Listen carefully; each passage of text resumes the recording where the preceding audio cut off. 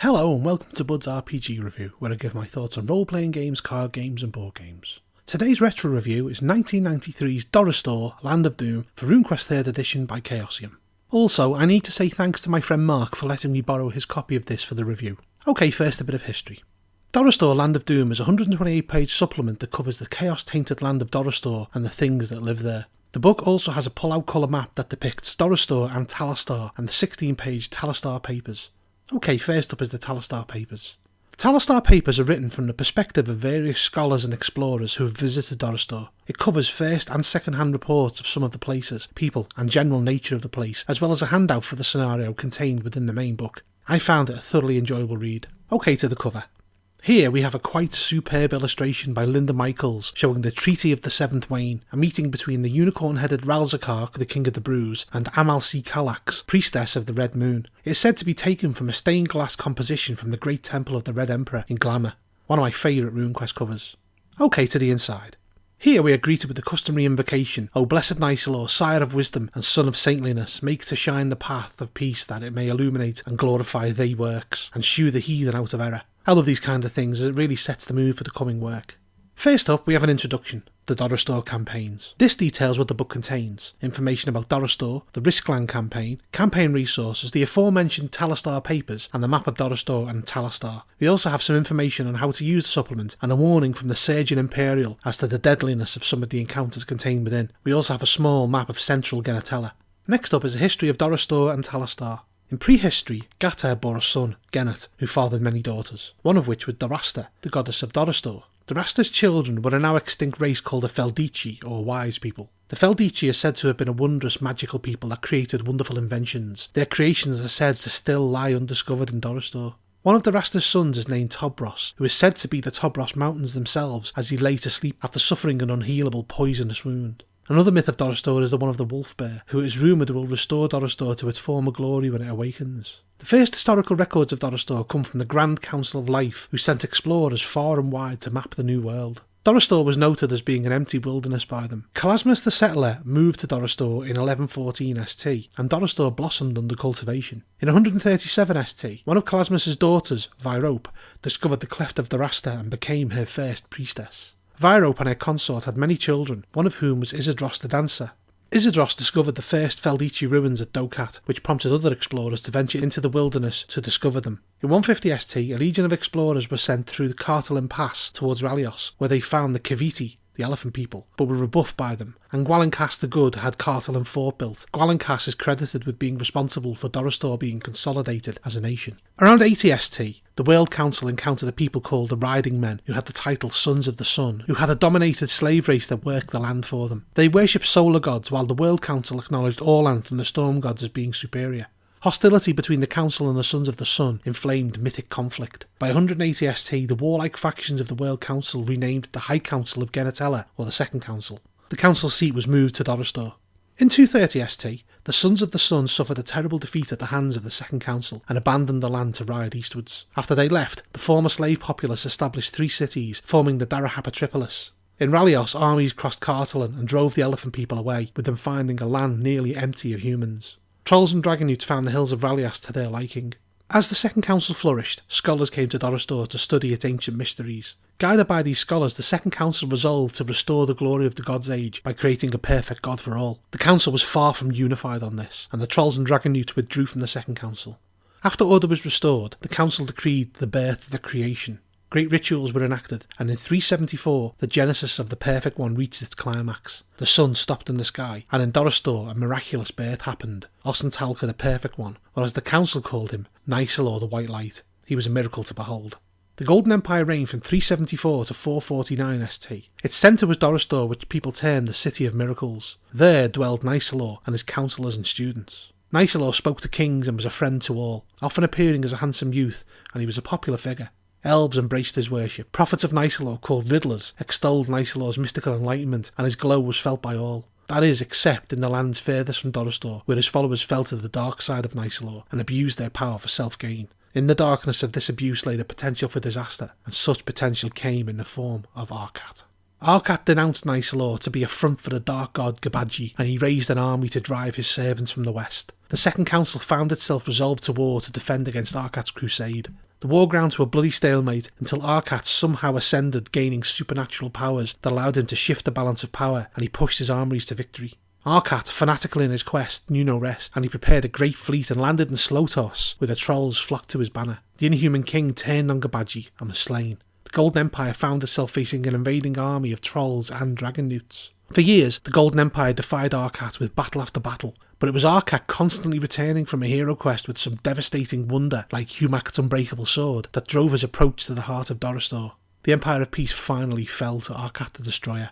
Although records are limited, it is said that Dorastor's defences finally gave way and Nicelor and Arkat finally met face to face atop the Tower of Justice in the City of Miracles. They fought and the city trembled and was reduced to dust and poison. Arkat emerged alone from the ruin, and at his command Gabadji the Deceiver was dismembered and his parts buried in many different places under many tons of rock and mystical wards. Then Arkat turned his attention to Dorastor itself. He salted the land, poisoned the water, and called the Curse of Cleansing. This left the land bleak and barren. From that point, records become a bit hazy. Dorastor and its surrounding lands were reduced to a vast lake of mud and ash. Human life had been wiped out since the fall of Nicelor. Only the Aldrai army of the Poisonthorn Woods claimed to have never left, despite Arkat's curse. Arkat went on to form the Dark Empire, which later fell to the Jurastelli and Seshnegi. One scholar claimed that Arkat had hidden the key to the Dark Empire's power in Dorastor. They intended to explore the tower where Nicelor fell, but that exhibition was never heard from again. Windborn Olanthi would frequently scout Dorastor from the air and report seeing signs of life. Ultimately, ill-fated expeditions continued to search Dorastor. Around 850, the Telmori wolf people reached the north and west border of Dorastor, led by Nangtali. The Poisonthorn elves invited them to occupy the empty high plateau that now shares Nangtali's name, and shared what they knew of the land with them. Around this time, reports started coming in from neighbouring lands of strange flora and fauna. It's suspected that Ralzakark and his broo armies must have entered Dorastor at this time, and it's thought that Fort Wrath was established. Around 1100, broo raiders were first reported in Talastar, and in 1104, an army of broo led by a hero called Ragnaglar or Ralzakark embarked on a great raid of Dorastor, causing great destruction until the combined forces of neighbouring regions routed them back.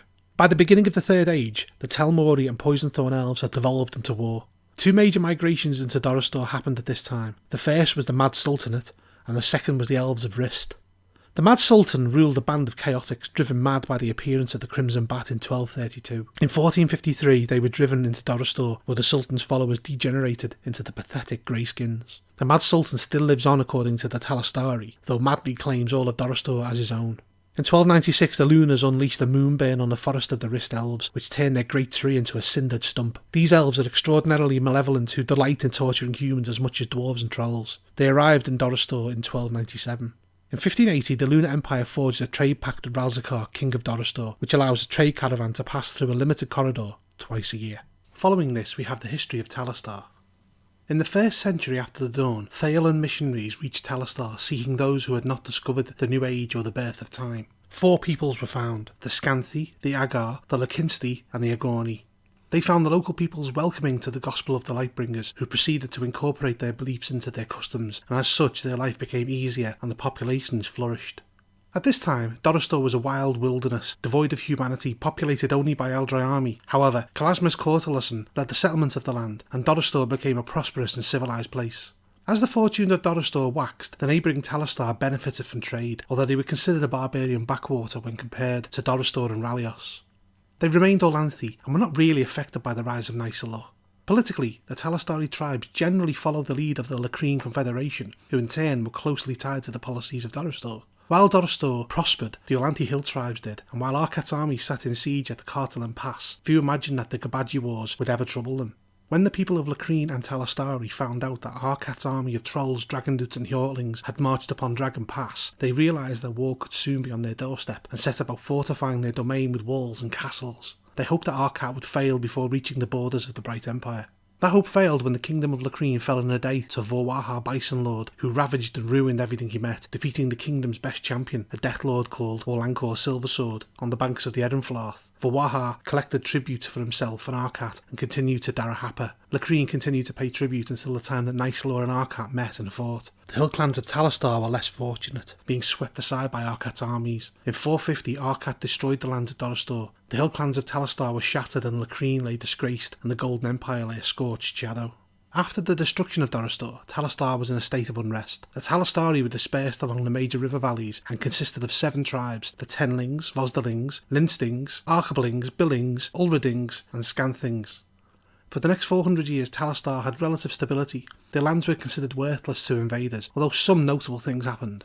Nobody really understood why, but the land that Arkak cursed started coming back to life. Elves were found to be living in the surviving forests that surrounded the vast ash plain that was once fertile and prosperous Dorastor. Around the year 800, a huge fire began, termed the Grease Fire, as a large cloud of dark smoke hung over Dorastor for weeks. Around 850, Lakreen came under the control of the Empire of Wormfriends and given tax collector status over the Talastari. The Talastari reluctantly accepted this, partly due to the security it offered them, but also because it allowed them in turn to tax the Anadiki, who then taxed Brolia. This started to sow the seeds of revolution. Traditionalist hill tribes of Brolia, Anadiki and Talastar revolted, seeking to preserve their Olanthi ways. The Empire of Wormfriends, in an effort to quell this unrest, sent a scourge upon the Talastari, the dragons. The Carmanian hero Sir Javanu and his companions slew the dragons and saved the tribes. The revolt continued for generations after and drove closer and closer to Dragon Pass, and the sons of Javanu marched off to the Dragonkill Wars with dreams of their Olanthi descendants' dragon-slaying tales. None of them returned. Around 1100, increasingly bigger groups of broos were reported through Talastar, but this was ignored as a lack of vigilance along the Dorastor border. In 1104, broo invasions began in earnest, led by the aforementioned Ragnaglar or Ralzakark, and chaos-warped creatures began spilling through the Edenflath water gap. By 1105, the Chaos Hordes had taken Dara in, and in 1106, the Ostley was polluted by Hairgorp, which caused the fish to mutate and be born with tentacles and black diseased sores. In 1107, the Darahapan armies entered Darani and pushed the Chaos Hordes back.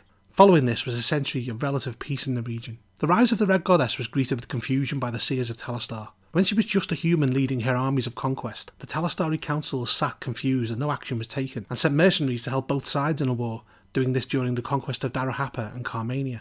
After the Red Goddess was granted divinity, the Olanthi Talastari were forced to make personal religious decisions. As the Darani and Darahapa decided to adopt the Lunar Way, the Talastari chose to remain Olanthi. The first impact of the Lunar Empire that was felt upon Talastar was in 1296 after the Rist moonburn. The Aldrai army survivors marched on Dorastor, causing considerable trouble upon reaching the end of the river, as later that year a Chaos Horde emerged from Dorastor led by a creature called Undrander. In 1326, the Lunar Red Emperor took the unusual step of granting the Imperial Sultanate to the foreign lands of Selila, which caused dissent amongst lunar nobles. The new Sultaness quickly set about expanding their domains. The Talastari generally tolerated the desires of the Sultanate while their freedom was preserved. From 1375 to 1465, a horde of horsemen from Pent flooded into lowland Peloria and Darahapa, led by a god Sheng Celeris. Thousands of refugees found their way to the hill clans of Talastar, and Lakreen's tyrants grew stronger.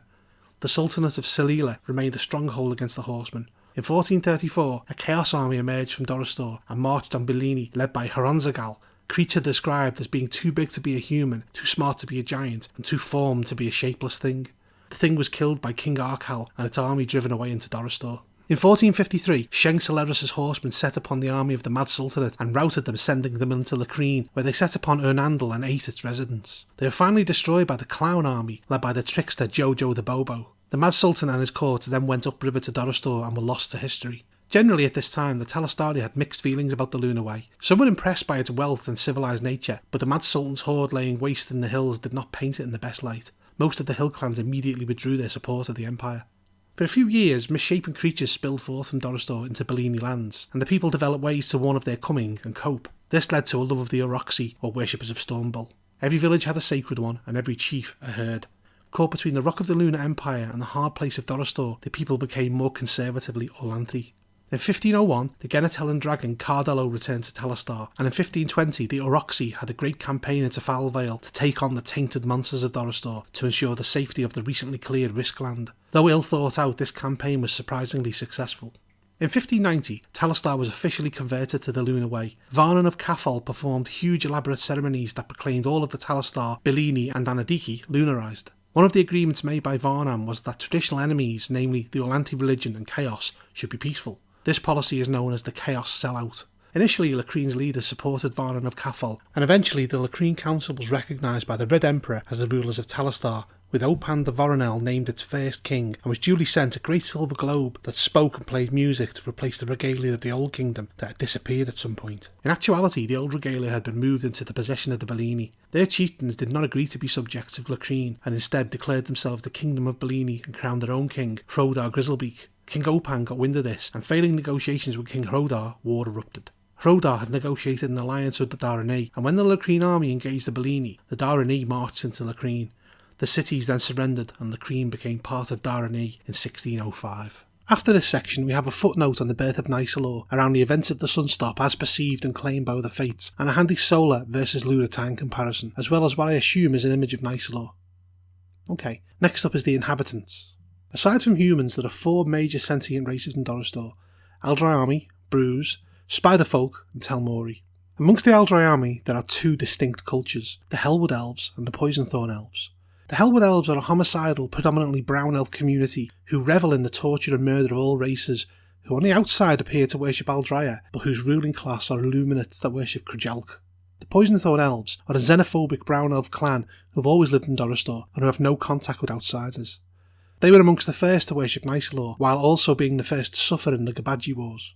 They have a treaty with Ralzakark for the security of the Poisonthorn Woods in exchange for a promise of aid in an invasion. This treaty also involves the lunar trade caravan that passes through twice per year. Ralzakark's protection exclude the Telmori, Hellwood Elves, and feral or wild Broos. The Poisonthorn Elves have a secret citadel called Bloodstone Fort that was built for them by First Age dwarfs.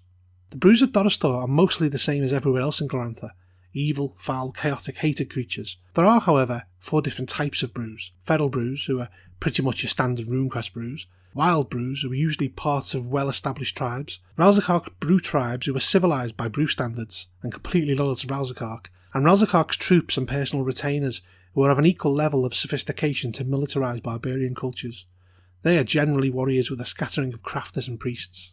The Spiderfolk are a race of giant, intelligent spiders that live in the spider woods of Dorastor. They have a culture that is totally alien to humans and communicate using complex patterns of language, behaviours, chemicals and scents. They weave complex web tapestries and are said to have preceded Arachne Solara. They live in broo trees and have ancient huge trees called spirit trees that are sacred to their clan. These also house great mothers and priests of their faith. Their cult is that of the great ancient mother that is similar to the troll cult of Aranea. Their forests consist of redwood and silverwood trees, and their webs sit in the great canopies high up. The Telmori are the only human culture with any sort of understanding of the Spiderfolk, and they leave them pretty stones and other beautiful materials as tribute in the forests, and will often return to find raw and processed spider silk left for them. The Telmori are a people who were werewolves due to a curse placed on them by Gabaji. They primarily exist in Dorastor, Kentiland and Bellini. During the First Age, they allied with Nicelor's empire, who subsequently gifted them with the ability to assume wolf form on Wild Day without magical aid. In 470, the Telmori were crushed by Arkat's army, and the wolf folk who fled into Frenella were defeated and cursed by Talor the Laughing Warrior. His curse revealed a taint of chaos at the heart of Nicelor's blessing, and since then the Telmori are forced to take wolf form every Wild Day night. They reached the borders of Dorastor around 850 and moved on to Nangtali Plateau. Unknown to most, not all Telmori followed Nicelor, and as such are not marked by chaos. These are known as pure ones, and can only take the beast form via divine magic. And unlike the cursed ones, i.e. those that receive Nicelor's blessing and curse, they cannot be sensed by the Oroxi. Many cursed ones in Dorastor serve Ralzakark as mercenaries, as their stealth and craftiness in wolf form is very desirable. Telmor society consists of packs similar to wolves, and act as a cohesive unit. They live and hunt with huge wolves who are known as wolf brothers. To the Telmori, they are considered in the same manner as any other member of their family. The cursed ones have 2 types of magicians: normal shamans or Tuvanu or godmakers. They are extremely honoured but short-lived magicians that devote themselves to enchantment, ceremony and summoning and the associated spells. Their job is to strengthen the Telmori at the cost of their lives and sanity. Aside from the widespread Telmori settlements, there are 4 other permanent human settlements: Dorastor Shrine, Dorastor's Inn, Arkat's Last Tower and Riskland. Following this we have important locations. This lists the settlements and ruins of Dorastor. First up we have the lunar trade route. This covers the route from Old Wolf Fort right through to Arkat's Last Fort and details the itinerary. It talks about Dorastor's Inn and Fort Wrath, the residence of Ralzakark. It details the rules of Fort Wrath and what guests at the fort should expect. And it also details one of Ralzakark's lieutenants, the broo called Manslime, a Nicelor Illuminate. Here we also have the cost of an audience with Ralzakark. Following this we have details on Arkat's Last Tower, with details of prominent residents and its guardians. Next is Dorastor Shrine. This is the only place of worship for the goddess Dorastor, and her only priestess, the Old One, is statted out. We have mention of the Tower of Lead, and some details of Bloodstone Fort, Dokat, and finally Neverdead, or the Zombie Zoo as it's known, as it's full of corpses going about their daily business. The following chapter is called Encounters. Here we have details of some of the horrific and bizarre things that you can find or can find you in Dorastor. We have encounter tables for the various areas, as well as rules for insects and the flora. It gives details on how ordinary monsters that could be encountered throughout Glorantha are changed in Dorastor. It details a band of adventurers and some basilisks, then gives a fairly interesting sample party of broos, the Saurian broos, a group that have descended from dinosaurs and share their features. It details another gang called the Slime Broos who have a deadly array of chaos mutations. It details brew bats and chaos snakes, as well as an array of chaos spirits. We have chonchons and cockatrices, all warped in some way by Dorastor, and ghost dirt, a type of chaos-tainted soil native to the area. We have ghouls and glargs, the tainted offspring of Scanth and Scath. More details on those later. Next we have variations on Gorps and Greyskins, a pitiable chaos species that exist as primitive subhumans. We have a group of harpies led by Kachrech, the Harpy Queen, and Hellions. We have a band of Hellwood Elves and Lesser Hydra. Following this we have some variations on the Jackabear and some of the offspring of Crashed Kids. After this we have the Krajalki, the chaos-tainted Hellwood Elves. We then have the Lamia and a fully statted out Lunar Merchant caravan. We have a band of Ogres and also a group of Poisonthorn Elves. It details Poison Bush as well as Rock Ground, a loose porous surface that can pull victims under. It details the foul Slime Deer. They look like normal deer except their head and neck hang like a limp deflated balloon. It then details the spiders of Dorastor, Stirworms and Succubus, and then has a section on the Telmori. It details cave trolls and vampires as well as the dreaded Wolctopi, including intelligent Wolctopi and scorpion Wolctopi, and then also details a zombie warband. Following this we have some special encounters. These are meant to be used as plot devices or even just something hellish to challenge your players with. First up is Adul Headshrink, a brew sorcerer so foul that he was expelled from the Thanatar temple. One huge advantage Adul has is a chaos feature that makes him invisible until he attacks, which could prove incredibly troublesome. Next up is the Ashman. It's a humanoid shape surrounded by a dense cloud of floating ash that has a highly developed earth sense. The creature's not very intelligent and is very dangerous to approach. Following this we have Babul, the illuminated shaman. Babul summons the ghosts of Dorastor's citizens and forces them to possess the bodies of the pitiful greyskins. He tries to catch humans alive wherever he can so they can use them for his ghosts. Next up we have an earthly manifestation of Cacodemon who is frankly a terror for anyone that encounters it. Then we have mention of the Chaos Gaggle. Please see my review of Elder Secrets of Glorantha for more details on these. Howler is next up. Howler is what most people use as a good example of a Dorastor monster, and it attacks almost anything it sees. We then have the Hungry Eater, a bizarre, immense entity that resembles a huge hollowed out pumpkin that can compel creatures over a large distance to come to it to be devoured. The Mad Sultan is next up. Although long thought dead, the Mad Sultan remains as the leader of the Greyskins. He can be found in his ramshackle hut atop a short-necked Brontosaurus. Next we have Madman Lyo, the protector of Dorastor Shrine. He's fortunate enough to have a Protection 12, Spirit Screen 12 and Counter Magic 12 on him at all times and explodes on death to then stand up intact and healed. We have Mistress the Last next. She is a priestess of Kaigalitor and Death Lord of Zaraxaran, who due to a geese given to her by Kaigalitor on a hero quest, can only leave Dorastor for somewhere more chaotic, an unlikely scenario, and cannot eat anything with the slightest trace of chaos, which within the borders of Dorastor is again unlikely. Platewalker is next. He is an illuminated sword of Humact who appears to be a weird dinosaur, Stegosaurus to be precise. He stands at 4 meters tall and is friendly to humans. He has a special hatred for the Saurian broos and is sworn to exterminate them. Next we have the unusual Siamese twin-like creatures called Scanth and Scath. Male and female respectively, they are joined standing next to each other by hand and foot. They know many nice little riddles and are immensely powerful enemies if fought. They have 3 goals. Eat. They feed on magic items to stay alive. Breed. They avidly try to get humans to mate with Scath, and 9 days after mating, Scath gives birth to a Glarg. They're looking for a man who will give her a non-Glarg offspring, but won't explain why. The third goal is to spread nice little riddles, and they will hang around groups asking them. We have Slimestone next. More a feature of geography, Slimestone is a giant gorp that is slowly digesting the ruins it lives in. The creature is not really vulnerable to player attacks. Thing is next. Thing is a shapeless chaos blob that is in constant flux, that has powers that range from the sublime to the ridiculous. Following Thing, we have Yachi. Yachi is a huge mute creature that has 3 heads and 4 arms that can fire 2 iron bows at the same time. Lastly, we have Ralzakark. The unicorn-headed brew rules Dorastor through force, terror and predation, despite appearing thoroughly civilised even by human standards. Those he grants an audience to have problems recalling the details of the meeting afterwards. He is described as being witty, intelligent and sensitive by some, and a brutal, horrifying terror by others. He has a vast standing army of brews, and is a known cultist of primal chaos and nice law, and is of course illuminated. Somehow all of his divine magic is reusable. He is said to take different forms and is said to have been slain in battle many times and then reappeared. In his guise as the Unicorn Emperor, he appears as a well-formed albino human with the white head of a unicorn, who appears unarmed. He is attended by White, a rare female broo, who is also a priestess of Shalana Arroy. Statistically, as one may expect, he's ridiculously powerful. All of his inner circle are illuminated. He is said to take on other forms, one of which is a young hairless man that appears to have a strange concave face when viewed from the side. Woe betide any players who are foolish enough to get on Ralzakark's bad side. After this we have some further adventure hooks. Next up is the Riskland campaign.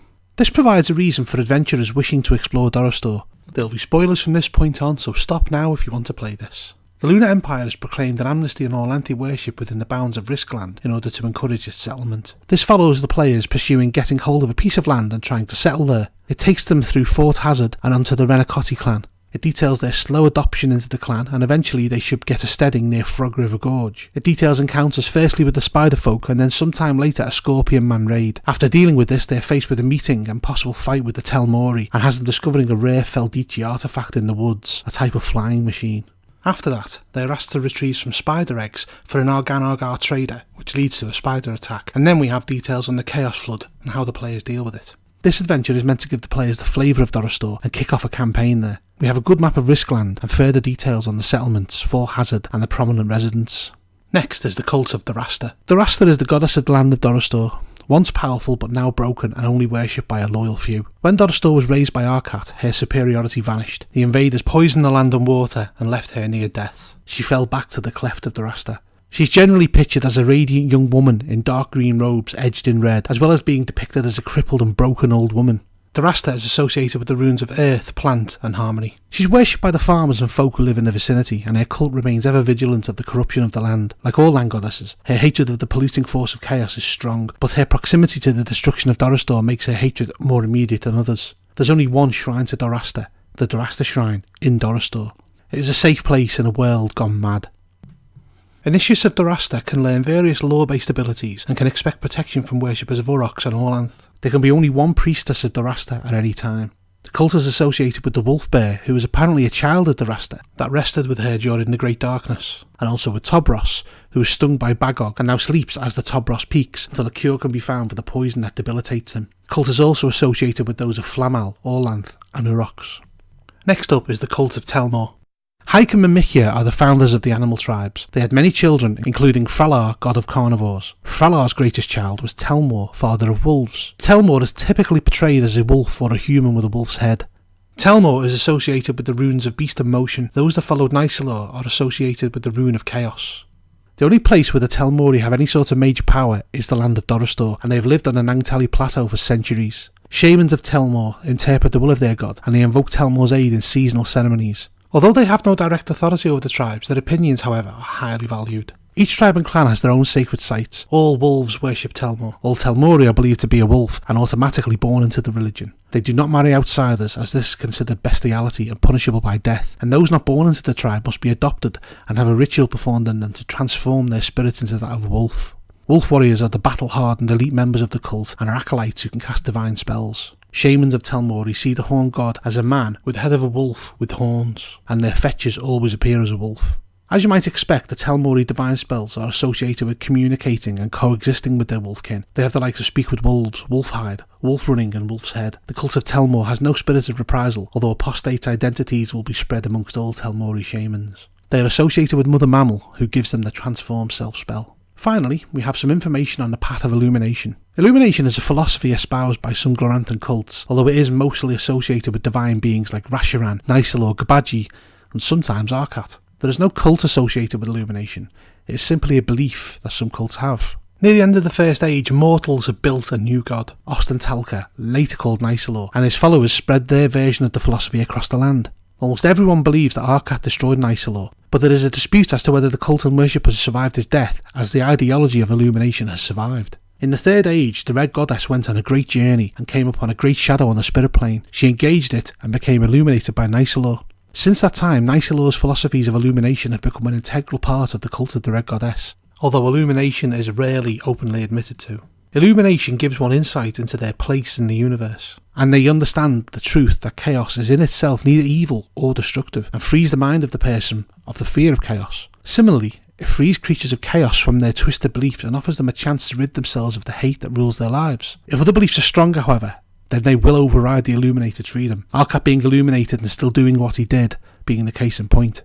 Illuminates gain some interesting special abilities. Aside from the understandings mentioned earlier, they can sense other Illuminates and are immune to detect chaos or detect law spells. Importantly, they can ignore cult restrictions without retribution. A Cargalito worshipper could, for example, cast a Fireblade spell. They are also immune to cult spirit of reprisal, and they gain the ability to illuminate others. It is possible to become involuntarily illuminated, and once you've become illuminated, there's no way back. We have some further notes on the lunar connection to Nicelor. Members of the Red Moon cult are not required to be members of the Nicelor cult, or even to participate in anything chaotic. The modern notion of Illumination sees it as a sinister, depraved cult allied with dark forces. The origins of this reputation has roots in the teachings and actions of Ralzakark. Ralzakark claimed that Nicelor was a liar and deceiver, and espoused the belief that those who followed Nicelor were being led down a path of dark temptation. Philosophers have discussed at length the ultimate irony of Ralzakark maybe being illuminated himself and yet still pursuing his crusade. In conclusion, Dorastor Land of Doom is a fabulous mix of history, challenges and enlightenment. The history of Dorastor is interesting, and I found Ralzakark's exploits a source of endless fascination.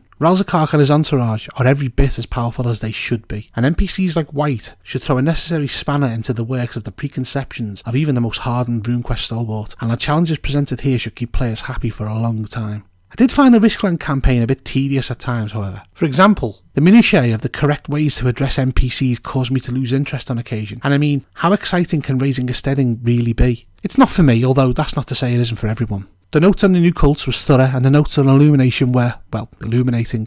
I give Dorastor Land of Doom a well-deserved 8.5 out of 10. If you enjoyed this review, please hit the thumbs up and subscribe to my channel. Also, don't forget to check out my other reviews. Bud out.